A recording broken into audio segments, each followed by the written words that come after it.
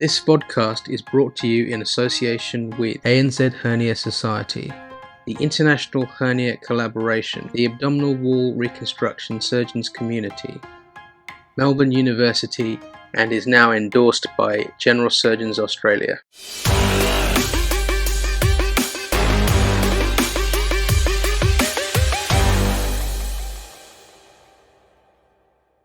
Hello and welcome back to the Hernia Hub. For the 6th episode, for something a little different, we have lined up a live panel from Chicago, Illinois, where we've been attending the 2024 American Hernia Society annual meeting. I have with me, as always, Bharat, the icon in AWR, Ramana Balasubramaniam, and he has alongside him a very special guest. Some say he's the godfather of AWR surgery in the USA. He's certainly a global icon in the field. Gentlemen, good morning to both of you, and thank you for joining us on the Hernia Hub. It's day 2 of the AHS, and for me it's been eye-opening.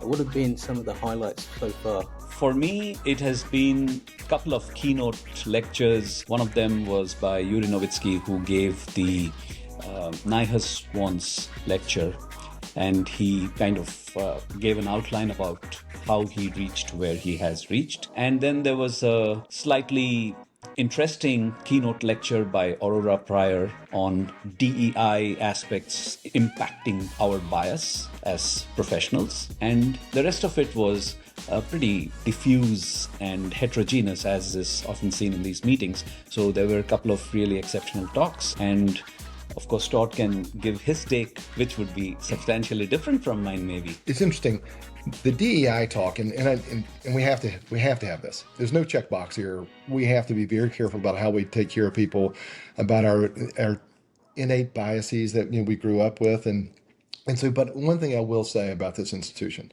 and I say institution, the American Hernia Society, and I am and always will be indebted to this institution. It raised me up as a child in surgery.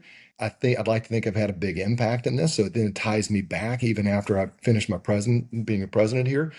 But one of the things that they missed in all the discussions yesterday about this institution and diversity, if you look at 5 presidents in a row, and we're in the middle of that, 5 presidents in a row, none were born in this country. So if you want to mark, it's not about what your skin color is, it's not about who your daddy is, it's not about what American institution you came from. I mean, it is a sign, and I think it's also a sign in our professions of bowel reconstruction surgeons, and how, we are global as any surgical institution in the world, abdominal reconstruction is. But you can come from another country, land in the United States, and build yourself up and all these guys are bootstrap people, all of them. They didn't come with money, they didn't come with influence, they built it themselves. And so I think that is, one, it shows how we embrace diversity in this organization, and 2, it shows that hard work, being a good surgeon, being a good mentor, being a good surgical scientist, you can make your own way. So Todd, just because we are on the subject, you know the workings of the AHS, having been a president yourself. How much of what the AHS does, and in fact what your own institution may be doing, and you as the head of it would be in charge of implementing it, how much do these DEI issues impact a decision making in anything for that matter, say appointing a staff, appointing a consultant or a couple of fellows or whatever it is? How much do DEI issues impact when you are dealing with probably the brightest dozen applications for one post? I don't think it impacts us at all. I think as long as you don't start off with inherent bias that I want someone that looks like me to come in and be my fellow, it's if you actually take the best applicant, then and as long as you're not putting your own biases or possible biases in it, you just take the best person possible. And with that, last year we had 128 people apply for one position, and of choice, we chose a woman. And if you look at the last 7 fellows we've had, 5 are women. One, Bola Adebami was born in Nigeria. One in China. If you just take the best candidate and don't put your inherent constraints in it, that's what you want. Well, and you're protecting DEI by doing that. Right. Maybe not. So this is what I'm thinking. If you say that they don't need to look like me, that is one thing. but they should not look like me is another thing. That is, and how much of that is institutional bias? so I think the way you put that, putting the reverse on that is beautiful. And so that is not a qualification for us. And I think that, I've had 19 first generation Americans as fellows. If anybody ever wants to say something to me about being an old white guy, and how I choose fellows, let's get real here. If there's anybody who's, and I give, so we have Deborah Augustine. She was born in Bosnia. She's one of my partners and is an amazing surgeon.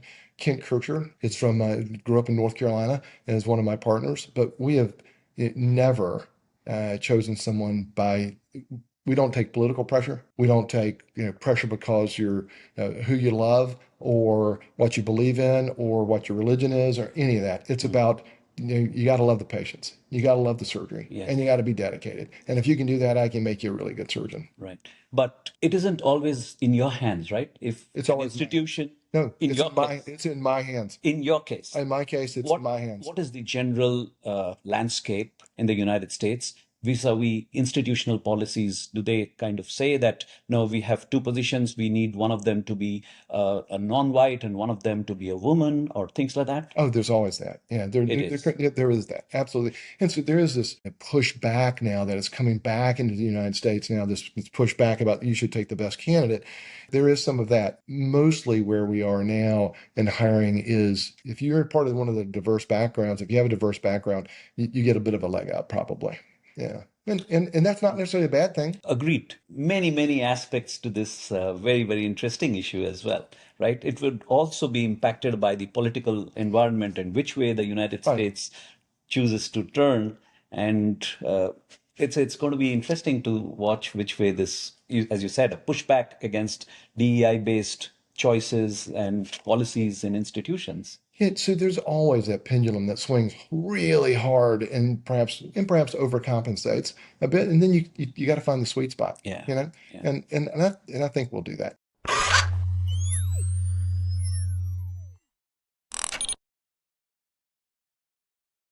Todd, you are one of our surgical icons in Charlotte, where the AHS meeting was held, I think, a couple of years back. Right. So tell us about yourself. Were you born there and where you grew up? So I actually grew up in rural South Carolina, and so South Carolina is one of the poorest states in the United States. And I grew up on a tobacco farm in rural South Carolina. We grew a lot of things. Tobacco was one of them on our farm, one of the things. But in South Carolina is number 49 in public education in 50 states. Wow. And so it's a relatively poor state, but I'll tell you, it was an amazing place to grow up. I had the best parents, highly supportive, like 6 brothers and sisters, and I went to college to play football. My ultimate goal was to be a American football player. And I figured out that I was not fast enough. Mm-hmm. And so it completely broke my heart. Otherwise, I was a mathematician. I did mathematical sciences was my degree. And I did that just because math in my life was always like the easiest subject for me. And so I just migrated out because I was going to be able to get through college pretty quickly. The courses weren't too taxing because I played football. But I graduated in a couple of years. And when I decided I couldn't play professional football, I was going to do something else. And so I was so dumb. I applied to one medical school. Okay. Because I decided I wanted to go to the Medical University of South Carolina in Charleston. So I applied to one medical school, lucky enough to get accepted, and then the rest is history. So you got into surgery. This was probably in the last century. Is that so? You're not exactly looking like one of the boomers or what do you call it? The Gen Z generations. Yeah. You and I have talked about this a bit about decision making and mentorship and what that means. And I had no intention of becoming a surgeon. Surgeons work too hard. And so growing up in rural South Carolina, we had one radiologist in our town, in our local hospital, and he paid me $20 to mow his 4-acre yard. And I'm like, this guy must be made of money. And so, no, it's true. And so I wanted to be a radiologist. Okay. Because if somebody else can so nobody paid somebody else to mow their grass. And this guy could pay me to mow his grass and paid me what I would make on the farm. I'd work a whole day for $20. And so I could take my tractor over there and mow his grass in about 3 hours He's paying me $20. I'm like printing money. And so I absolutely want to be a radiologist.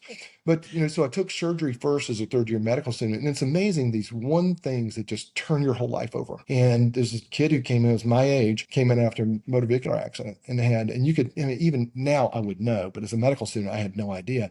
Rib fractures on the left side, hypotensive, blood pressure in the 40s.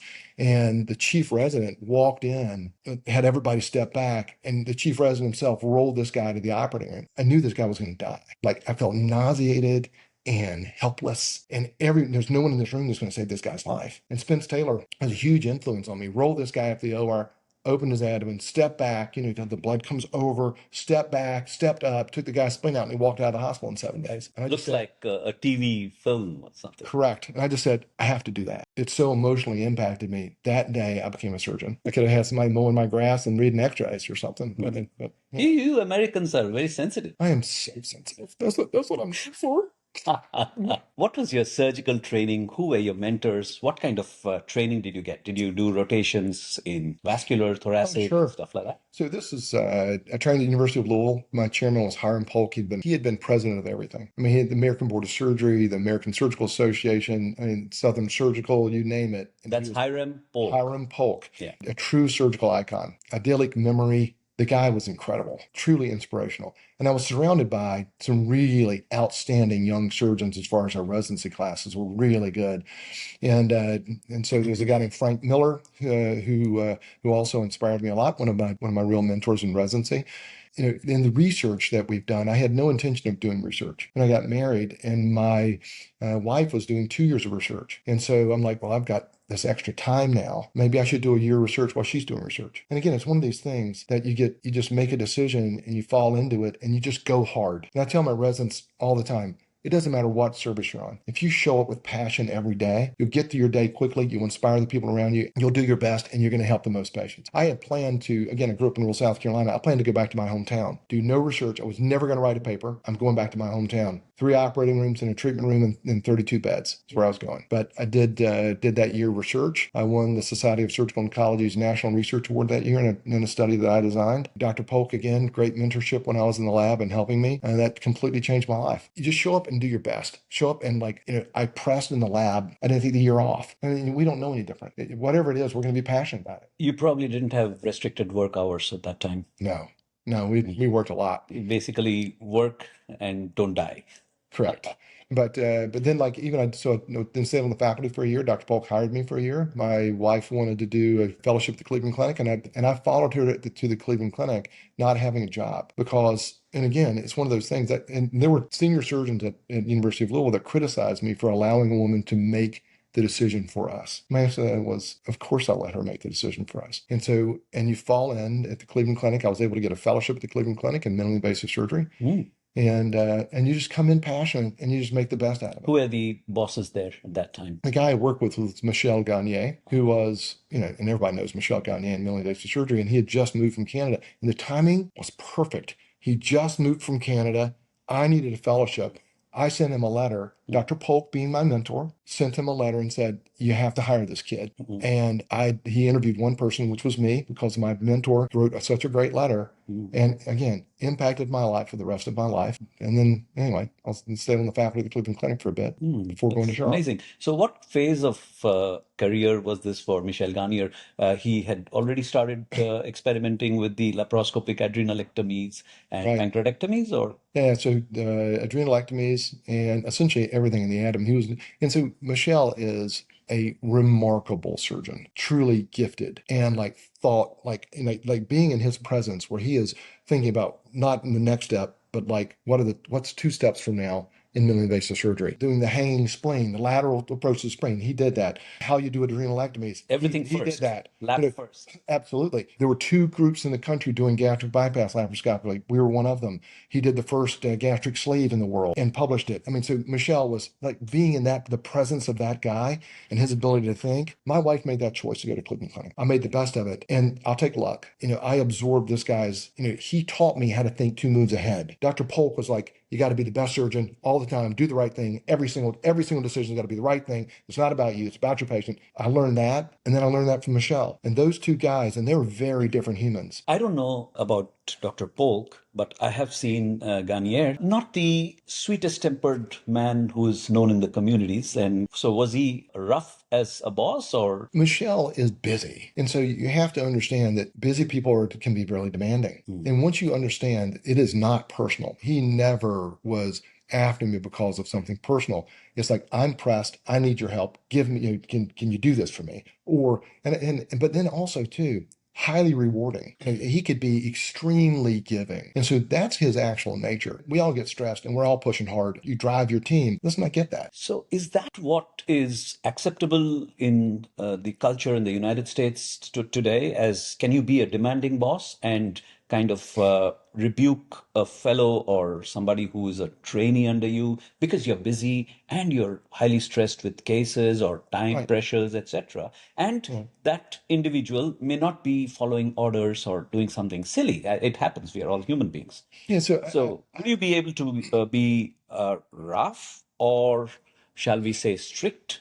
Yeah, I think that, I mean, there are some people in this world that will not respond to that, and I count those people as difficult to train, honestly. And we've all seen that. Even residency, co-residents, that can be difficult to train. But the lion's share of the people that I work with, the greatest academic awards that I've won is like, this past year I've got over 75 partners. I was the educator of the year for our department, and the year before I was mentor of the year. They give 2 awards, and so that's like the greatest. Like, how am I doing? I got that. I am strict in the operating room. But one thing the residents, and they want this, the lion's share of them want this. They want to say, how do you be the best surgeon possible? What is it in the operating room that's going to make you the best surgeon possible? There is no give in the operating room. I have no flexibility. We're going to do it the right. And also too, like the consideration of like a shortcut. I don't understand that. I will do the right thing every single time. And residents understand it and they get it. And if you put them in that environment I love up on them. There's no question. At the end of the operation,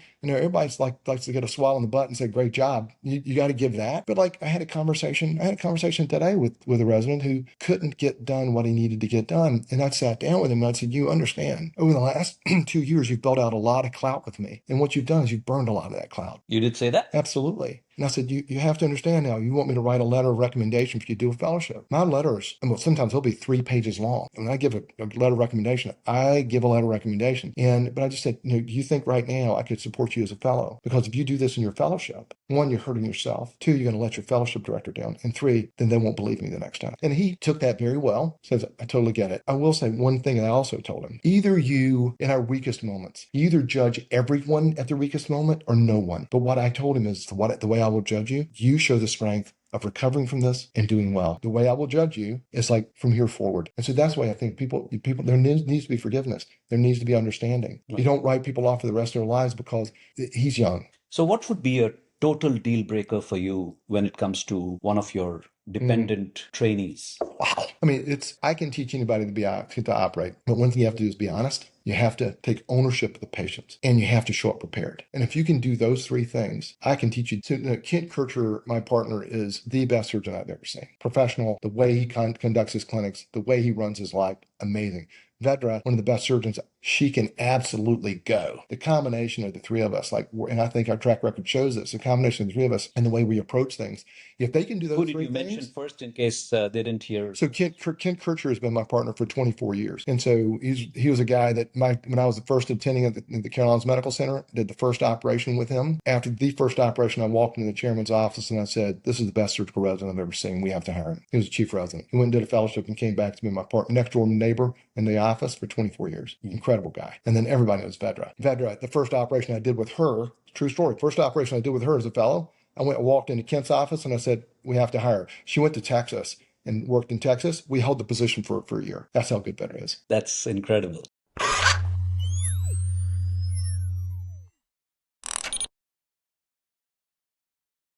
So how did you get into the field of hernia surgery? So in Louisville, it's the skin and its contents. I mean, I did thoracic, I did vascular. The first operation I ever did as an attending surgeon was a ruptured aortic aneurysm. And then I went to Cleveland, and so I did everything, including trauma in Louisville as an attending. Went to Cleveland as a fellow, stayed on the faculty, did minimally invasive surgery. And then when I came to Charlotte, I mean, at one point we had the largest series in the world of laparoscopic adrenalectomies, largest series in the world of laparoscopic pheochromocytoma resections, largest series in the world of laparoscopic splenectomies for cancer, largest series in the world of GIST tumor resections, largest series, I mean, just on and on and on. We were very busy. And then I hired hepatobiliary surgeons and I gave them all that practice. And then I hired bariatric surgeons and I gave them all that practice. And then you hire colorectal surgeons, you give them all that practice. And if you're as a chief, if you hire young people and you don't give them that practice, that's on you. Don't hire people unless you got a business plan set up. And when they walk in, you have to entrust them to go and do what they do. And so what it left, I do benign foregut, and I do abdominal reconstruction. I mean, I do general surgery, I do gallbladders and all that stuff too.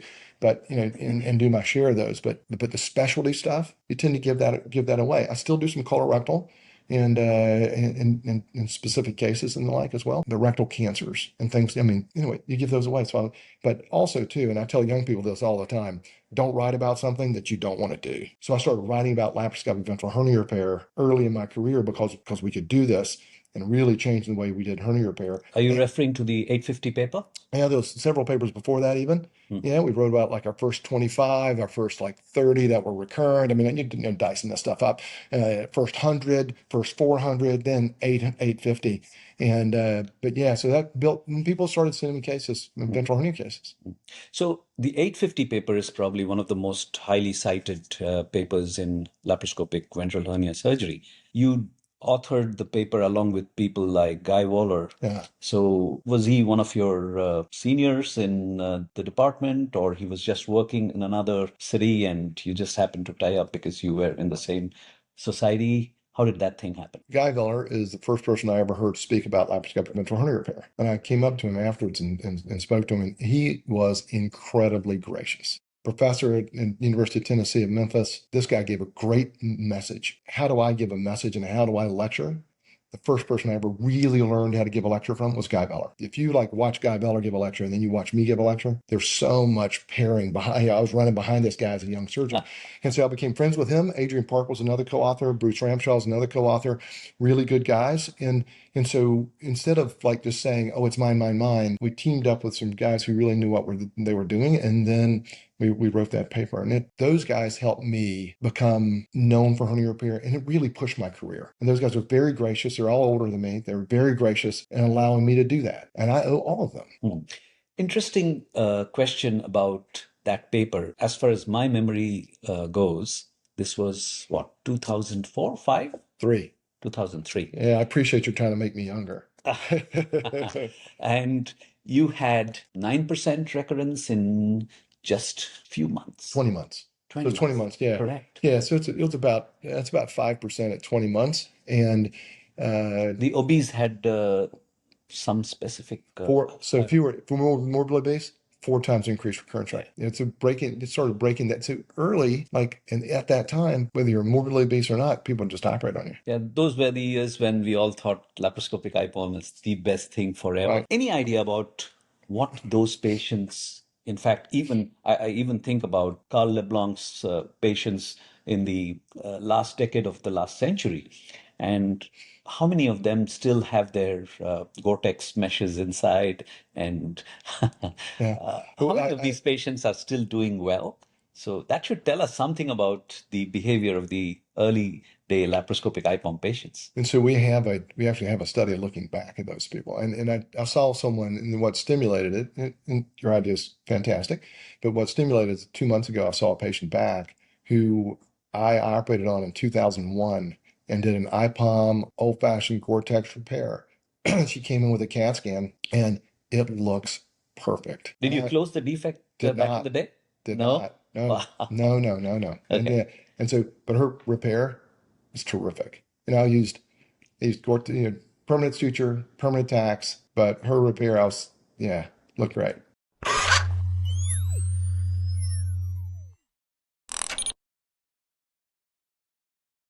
Don't mean to beat history to death. Most of what we do today internationally comes from what people have been doing in Europe and America in the last couple of decades or more. And so when you were doing laparoscopic IPOMs, a very, very limited area, because you could just do that one operation for whatever hernia you thought was appropriate. Whereas what you do today is completely different in at least a substantial part of your practice, right?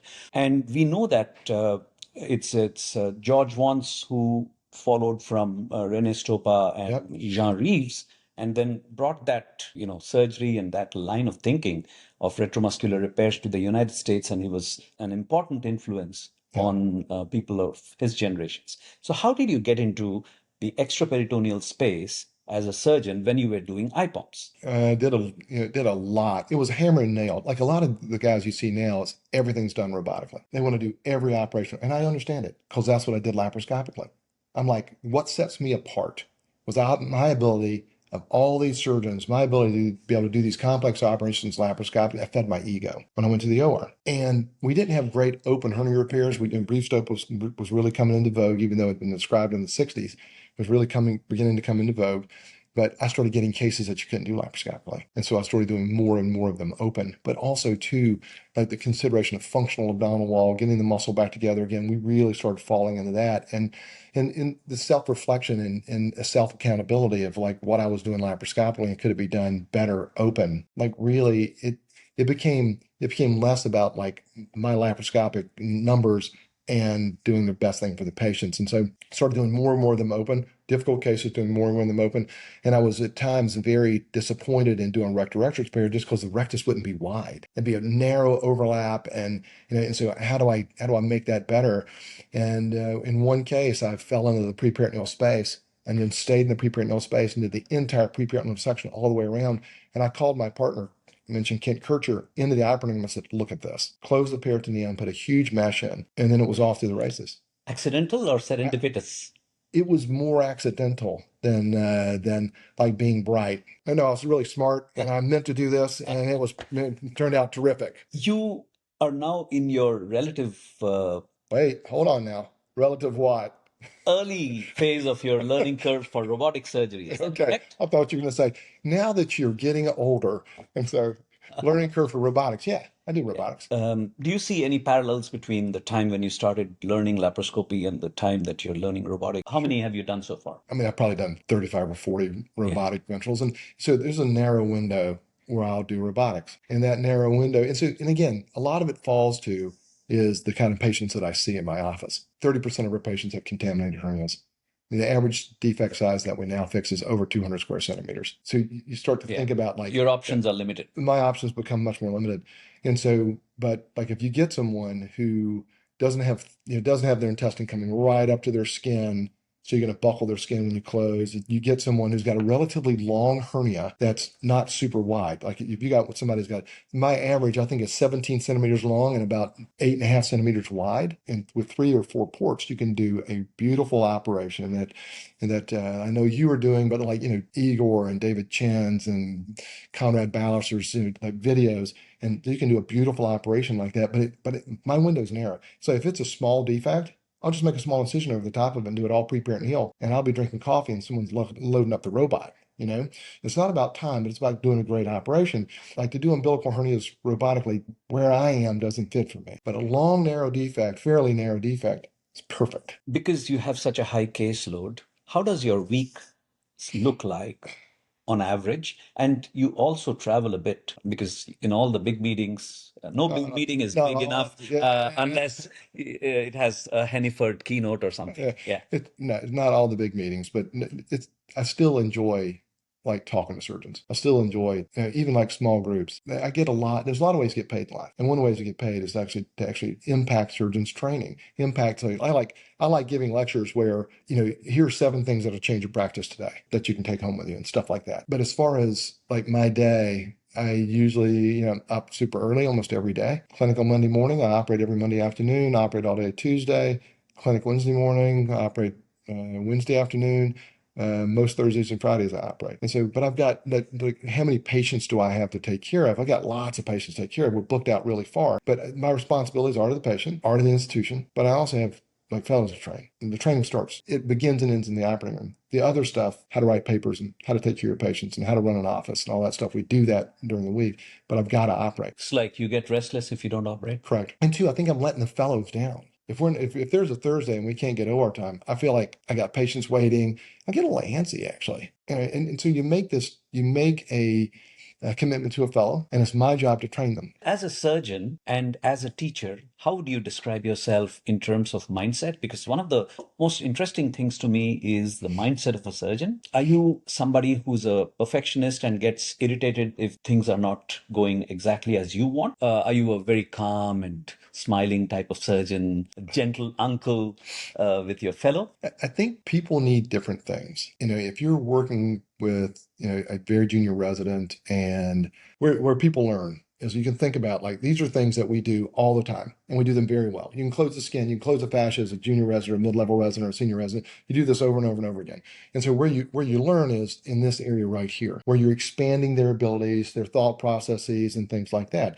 And so in this area is where I push people into. And up here is where it's super difficult. They're not ready. And so nobody's happy here. Nobody learns anything here. Nobody's happy here. You just need to do I just need to do the operation and talk to them as I do it. If residents show up and they're ready for this, they've read the papers we've done with this, they've looked at, we have videos available for them to look at. They know the patient. They've seen the CAT scan. They went and examined the patient. I can live in this all day. And there'll be times when I'll take over an operation. Here, let me just show you how to do this a little faster or more efficiently. And here's the things that we're going to do that's going to be a little more efficient here. And then you pass the case back to them. But they have to do what my hands would do exactly. And they'll just do it slower. So if they fulfill those criteria, I'll live here all day. Let's go. How much can I teach you? If you don't show up prepared and you haven't read the paper and you haven't seen the patient, and then what ends up happening is you'll suss that out. You'll get that out pretty quick. And then you're going to watch me operate. My responsibility is not to teach you about the patient, teach you about the procedure, tell you about the papers that I wrote. It's time for them to be a professional. And this is not math homework. This is not learning the Krebs cycle. This is like your profession for the rest of your damn life. Show up prepared. And so, like, people show up for my reputation, and I tell them every single patient I see, and they'll say, "Oh, it's so great to come in here." And I go,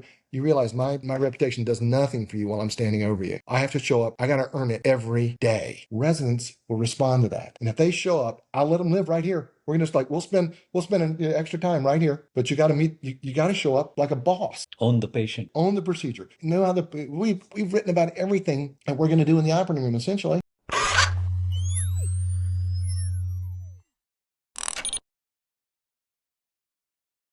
You've been traveling and lecturing in so many countries. You've been to India as well. You've been to Australia. Tell us a little bit about your experiences in these countries and anything interesting that you want to share. I mean, surgeons are very much alike everywhere in the world. I did cases in Mongolia and Ulaanbaatar and at hospital number 2 in Ulaanbaatar, and those surgeons were great. They want to learn. How can you make me better? A lot of different situations.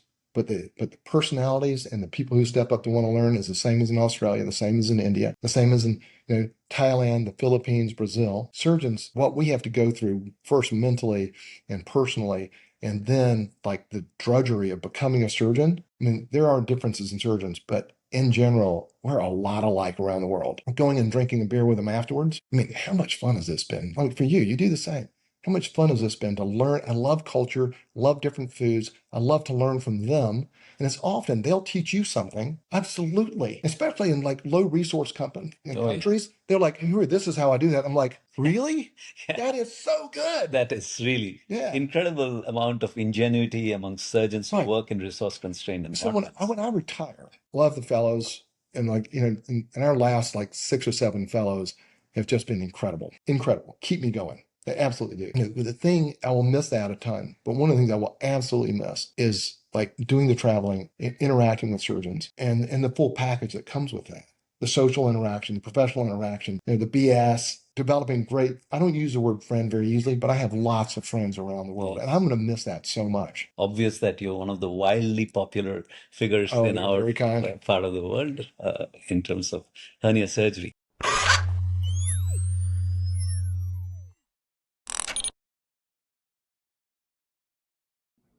Todd, in Ghent earlier this year, you put up a slide detailing a survey of young surgeons, specifically asking the question, would they accept a job in a hospital with no robotic access and no guarantee of access in the following 3 years?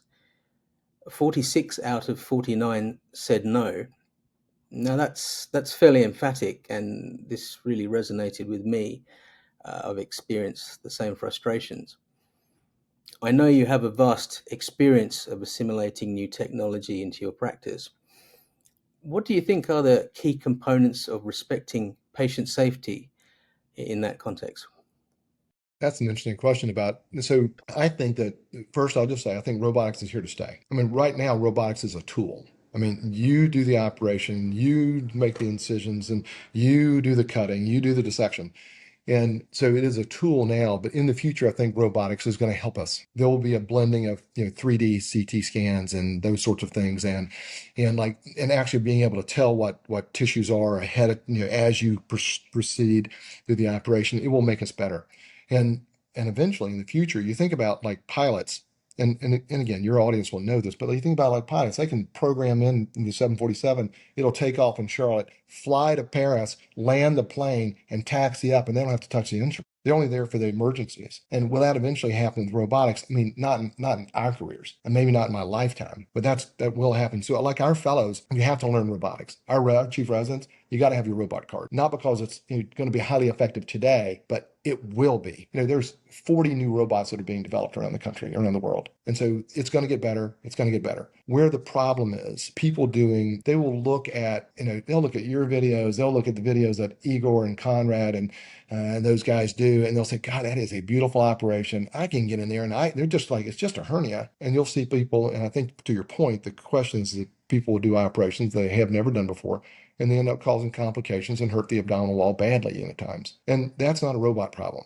That's a surgeon problem. The robot didn't make you do that. Getting appropriate training. And if you want to come learn something, come to Charlotte. We've had people spend a month with us. You can get a credentialed and come next year and scrub in. And so, go to your programs but learn how to do this. And then there's one study, and I'll stop with this, but one study that Yuri did, interviewing people through the American Hernia Society, and over 200 people he asked about doing a TAR. And over 60% of them said you could do 0 to 10 TARs and know how to, and be competent in TARs. And 25% of them said they learned how to do it online. And so I think where you've gone with this is it's not a robot problem, it's a surgical training problem. And that's on the surgeon. People have blamed intuitive. That's not an intuitive problem. This reminds me, I think it was Dana Talem's paper Yeah. where there was a survey among practicing surgeons. One of the questions was, do you follow the guidelines when you're treating your patients? And the answer that was hilarious was, I make up the guidelines as I go. That's correct. Yeah. I make up my own guidelines. That is pretty insane and funny.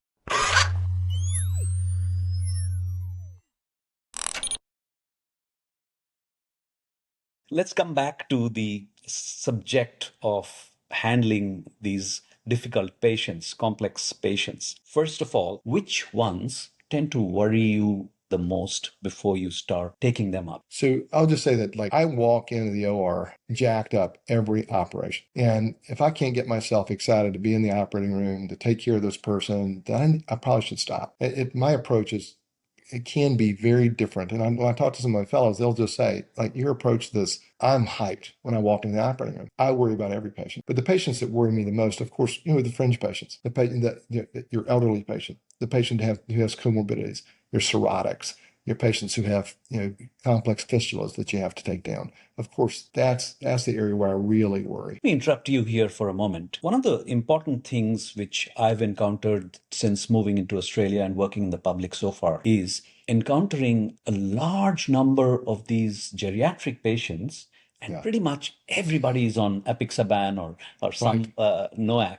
So do these patients tend to bleed more, have more takebacks in your practice? Yeah, so I won't operate on them unless they're off of it for 2 days. The appropriate time that patients need to be off, because we'll give them sub-Q heparin and that sort of thing before an operation. There's a recent study that just came out that demonstrated that baby aspirin is safe in most general surgery procedures. If you keep them on baby aspirin, and we'll do that, but I'm not operating on them electively if they're on these drugs and they can't come off. Like after a heart stent and they have to be on them for 6 months and that sort of thing.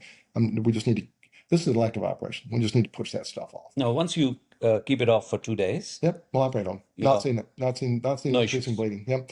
And you mentioned geriatrics, and so one of the things that we've tried to do is we go through our data, and you can honestly say, here's a problem that I have. How do I fix it? Here's a problem I have. How do I fix it? One of the things that we saw published in 2021 is that our geriatric patients for every 5 years over the age of 65 increased the length of stay, and we had more ICU admissions. And how do we fix this problem? How do we address this? And so, and again, this is kind of a thought for surgeons. If you have a problem, confront it head on.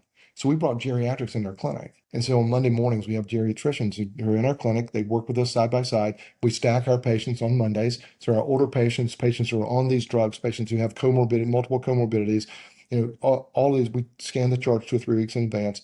And I've never had a patient who walks in not knowing they had a geriatric appointment, not accept a geriatric appointment. We've dramatically decreased our ICU admission, significantly decreased our length of stay, because part of it is they've eliminated patients we shouldn't operate on. They are much better at saying, and even talking to the patient, saying, your chance of being independent after this is 12%.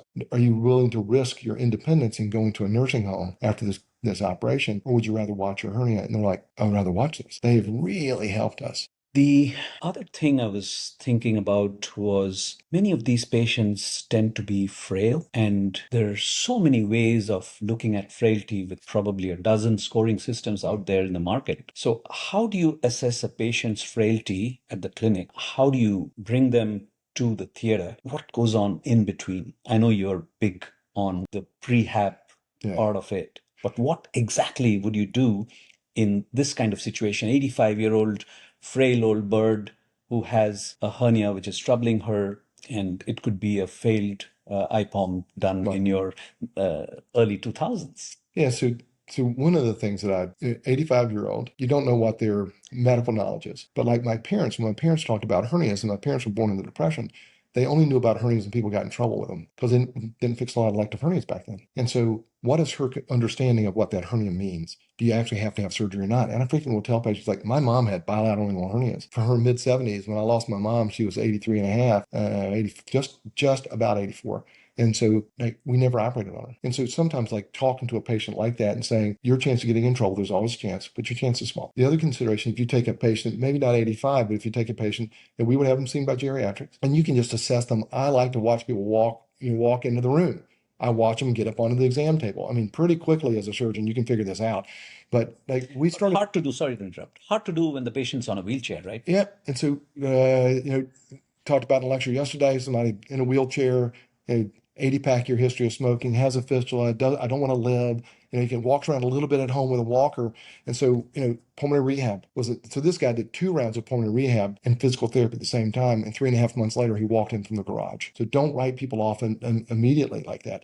We started a walking program for the elderly. Solia Yuzo is one of our, Sully, one of our residents when he was in the lab. We started a walking program, 6-minute walking speed. How far you can walk in 6 minutes predicts outcomes. Patients, our average age in that study was almost 70. We had 100% compliance. And I think one of the reasons they were compliant is Sully himself took them for a walk, measured how far they walked, and talked to them as they were walking. He would come to preoperative holding and take them for a walk again. On average, they lost 14 pounds and increased their distance walking by almost 900 feet, dramatically improved their ability to tolerate surgery. And so there are things that you don't just walk in and say, as a surgeon, yes or no, I'm going to operate on you. Yes, you're too frail. Even older people can make themselves better surgical candidates. In this particular aspect, one of the things I've always thought and implemented back in India, when I was back in India for so many years, is these patients, bariatric patients, and the gym patients who want to lose weight or get better behave the same way, in the sense that if they have one dedicated trainer or coach, they tend to do far better. Like currently in Australia, I'm in public, so there's no ownership of any patient. Right. So the unit owns the patient. Yeah. So if I'm off and Roshan is there tomorrow, he takes care of the patient. And the same happens with the trainees as well. And I wonder if we could do better for these patients by owning their prehabilitation. And like you said, Sully does this with those patients. And then I don't have a hard time imagining that those patients would be far more motivated. So as surgeons, and we've talked about this before, you go to see your family doctor, and your family doctor says, well, you need to lose weight, you need to exercise, you need to stop eating sugar because you're diabetic. Sometimes, and forgive me, family doctors, but sometimes it's kind of like your mama nagging at you. As a surgeon, we're different. They're coming in and you're explaining to them about the risks of surgery, the complications, infection, and they have enough confidence in you to allow you to, as Guy Veller used to say, cut them open. Their investment in you is a lot more than their family doctor. So you need to use that you use that podium, actually, let's make it a pulpit, that pulpit to tell your patients how you can make them better. And if you, so what we've seen is like you sit down and you talk to them about like how you can make yourself a better surgical candidate, how you can, and I've never thought I would spend time talking to people about a ketogenic diet. I mean, I've got this whole go through about our genetically, as we were hunter gatherers for, and they used to say 80,000 years. It's probably 300,000 years. Genetically, we've never caught up to having grocery stores. We're still hunter gatherers. And so you go through that, talk to them about smoking. I give my personal considerations of smoking, and then talk about diabetes. And you'll see people who will come in and they've lost 50 pounds. Their hemoglobin A1C is not 11, it's 7. And like what you've done there, we talked about it. Like you're not just reconstructing admins, you're reconstructing lives. And so you people, like someone asked me, and again, forgive me, like, what's your favorite case from last year? It's easy. 38-year-old woman with 2 small kids, she's morbidly obese, 3-time failed hernia. And this woman lost 60 pounds, stopped smoking, and we did a paniculectomy, fixed her hernia. It was great, love, and all that. But you know how much she lengthened her life by an average of 14 years. And so sometimes, like, as a hernia doctor, I don't save a lot of lives anymore. I don't do trauma anymore. But so when you save someone's life, you don't make them live forever, right? You make them live until they're like when they were supposed to have died. Yes. But maybe I have saved their life for 14 years. And so me spending time sitting there talking to someone about, a lifestyle change. Her husband stopped smoking and he lost 48 pounds. He extended his life 17 years. That's pretty cool. That gets me motivated. And that makes it so when I walk in someone's room, I own it. We call these people, every 4 to 6 weeks, my nurse practitioner are calling these folks, how you doing? What can we do? We advance their, like, if they can't stop smoking, we push them up to the next level. We push them up to the next level. Same thing with weight loss. The same thing with diabetes. We keep pushing them to the next level. And I'm not their mama, and I'm not their minister. I'm not here to beat on them. And I'm their cheerleader and a bit of their coach and their surgeon. In this process, the patient keeps telling you that it's hurting. Sometimes you got to pull the trigger. Sometimes you just got to operate on people. But if they're not ready, they smoke and like robotics or laparoscopy. And some of those people, I'll do an IPOM old-fashioned IPOM laparoscopic procedure and to get them taken care of. I am never, but I do expect them to invest. So you wouldn't burn the bridges, so to speak. That's what you're saying. That's correct. And this happened Wednesday. I've got a patient who was in the emergency room with a small bowel obstruction and BMI is 44. And we talked about weight loss, and she has lost 17 pounds, where BMI is still 44. And she's on the order schedule when I get back.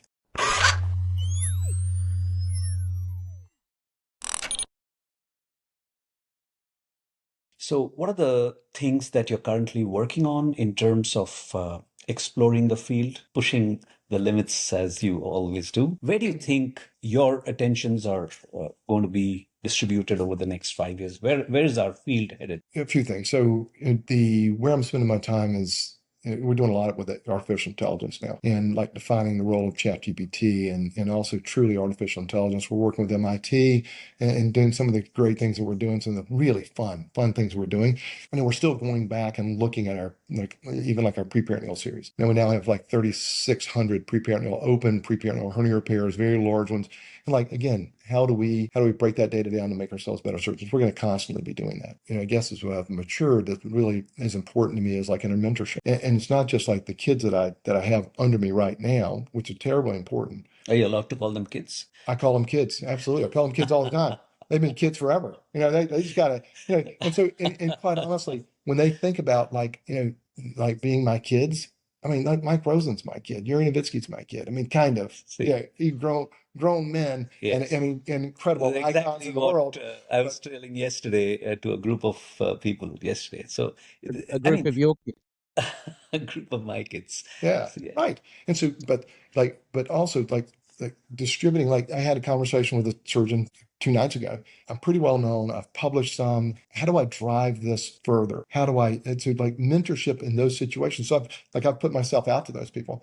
And so I'm now doing a number of papers, and I don't need to be co-author. Doing a number of papers with mid-level surgeons who say, how do I take that next step? I am, and I'm pleased to do it. If they're sincere, and there's a difference in like when I was young, I pressed hard on my own ego, building my own reputation, building my own me thing. About 20 years ago, it started living with purpose. If you live with purpose and you get up, if you live with purpose and and we're breaking our data down, not to show how great I am. I'm living with purpose to make me a better surgeon. And all of a sudden, that's why you're working with the geriatricians. That's why we're working with infectious disease in our hospital. That's why, in all these things, all these quality improvement things we're doing, but like also mentoring young surgeons to help them get better. That's probably where I'll spend a lot more of my time. Mm-hmm.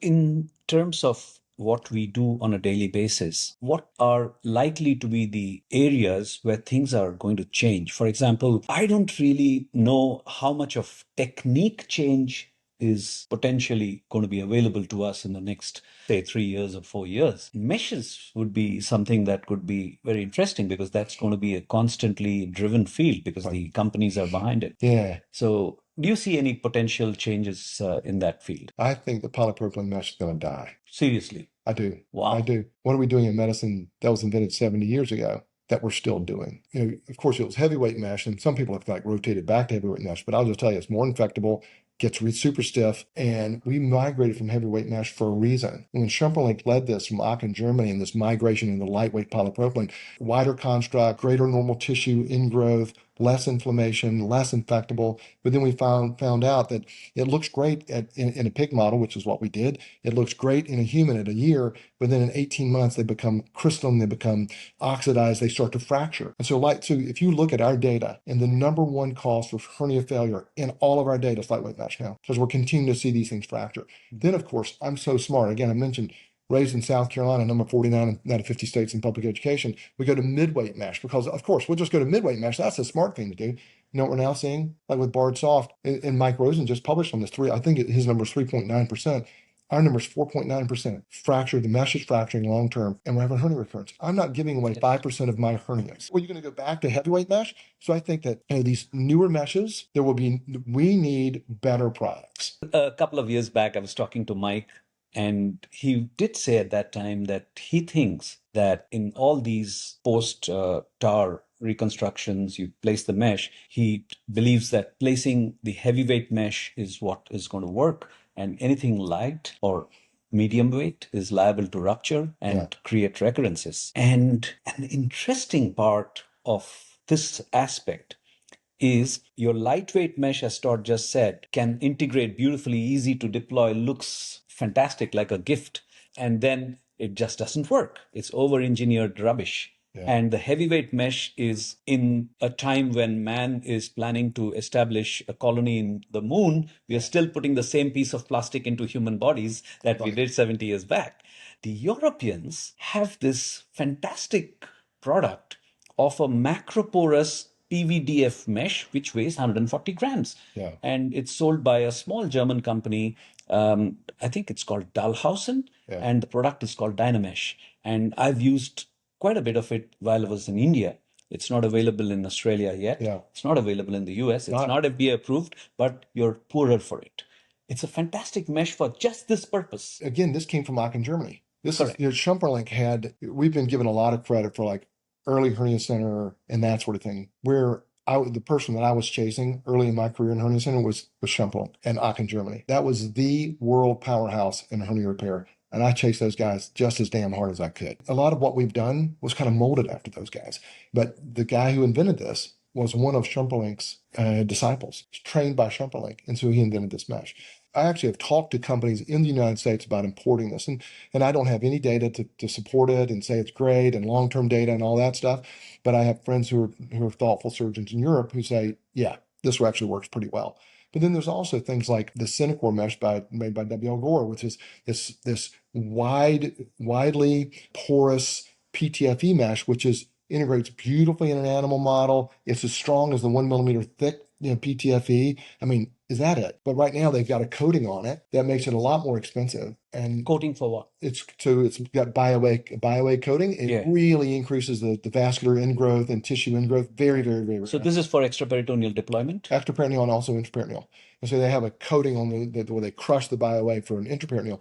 Not to be too product centric, but maybe it's that. But that mesh is really strong and it's not going to tear and it's not going to oxidize. Polypropylene, I could put together a lecture and send it to you about it's dead.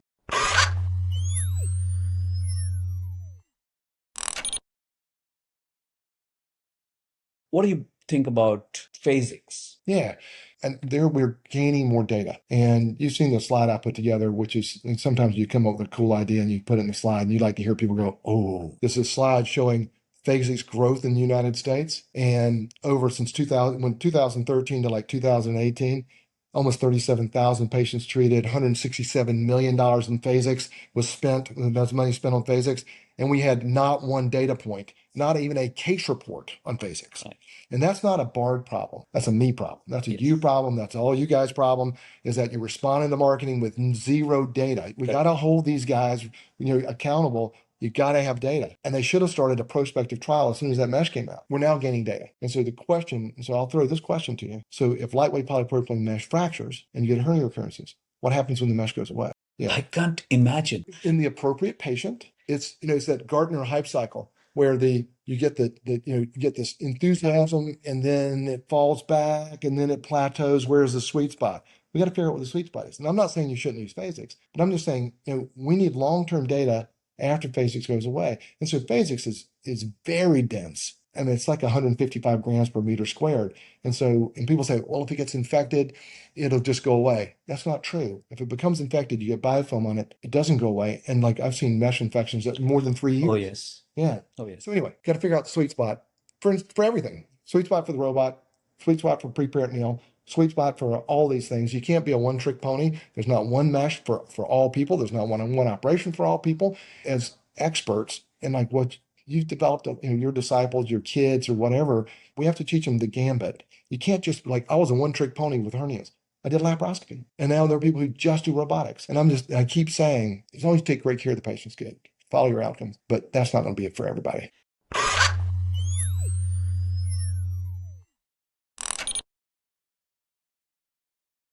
Without going further into the subject, unless you have time, we could now move on to something I believe it's very close to your heart. You do some interesting thing with bourbons. At least it sounds interesting to me because you would have probably the most exotic bourbons in the market or out of it. People talk about disparities, and I hear a lot about disparities and then no action. I came across, one of my very, very good friends has died of prostate cancer as a young person. And then one of my very, very good friends is dying of prostate cancer. And I have a family member with prostate cancer. And I've got another friend of mine when he first was diagnosed, he had metastatic prostate cancer. And so what's happened in the United States, and I'll make this short, but what happened in the United States, 2012, they changed the parameters for screening for prostate cancer. They're trying to save money. The government's trying to save money. And from 2017 to 2023, your chance of presenting with metastatic disease has gone up by more than 41%. Your chance of dying of prostate cancer has gone up by 29%. It's the most common cancer in men besides skin cancer, the most common cancer in men. And the same number of men who get prostate cancer equals the number of women who get breast cancer. Same number of women who die of breast cancer, same number of men who die of prostate cancer. They say it's an old man disease. Look at the statistics. And then if you want disparities, which is, if you're African American in my state, and the majority of the states in the United States, if you're African American, your chance of dying of prostate cancer, the most common cancer in men, is 2.5 times higher than if you're white. And you know what? Nobody cares. This is the most blatant discriminatory issue that I can think of, that I can affect. So we started a charity. It's called Barrel Age Charities, and it's about changing the impact, making an impact in prostate cancer cancer disparities. We've now teamed up with the second largest not-for-profit hospital system in the country to begin screening in. So we used AI to determine where people come from in the area, using the area deprivation index, where people come from who have the advanced stage disease. And we're going into those areas, and well underway in our planning to do education and screening. And one of the things we're also doing is we're getting women involved, because men won't listen. Men will kick the can down the road. We got to get the ladies involved to tell them what they're going to do. Yeah, and where does the bourbon fit in? 95% of the people who drink bourbon in this country are men, and the hottest spirit in our country right now is bourbon. So we've got now relationships with great bourbon makers, distillers that are supporting our charity so they can make an impact through us into prostate cancer, which is 95% of their audience. Everywhere you go, Like you talk to like Mark Carter, who's in Carter Distillers and Bourbon, amazing guy. His dad died of prostate cancer. I just talked to a guy from Four Roses. His uncle died of prostate cancer. Dude, it's the most common cancer of men. Everybody knows somebody that's had You're not prostate supposed cancer. to die of prostate cancer. You're supposed to die of a myocardial infarction while still having prostate cancer. That's not what's happening. And the data proves it.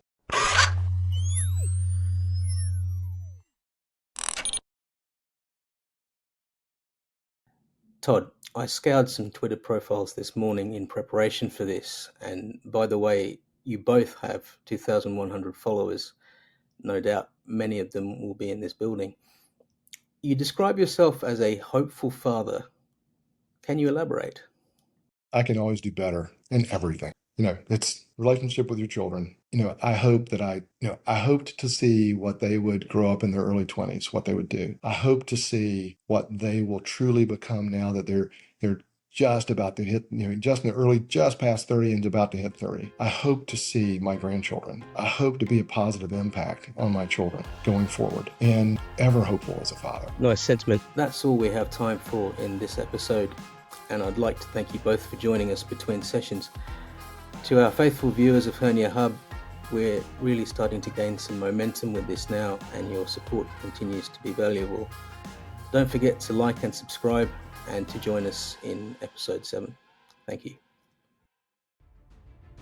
Thank you for watching the vodcast. Please look out for the next episode. The Hernia Hub team welcomes all comments and feedback and invites you to share these via our email address, herniahub@gmail.com.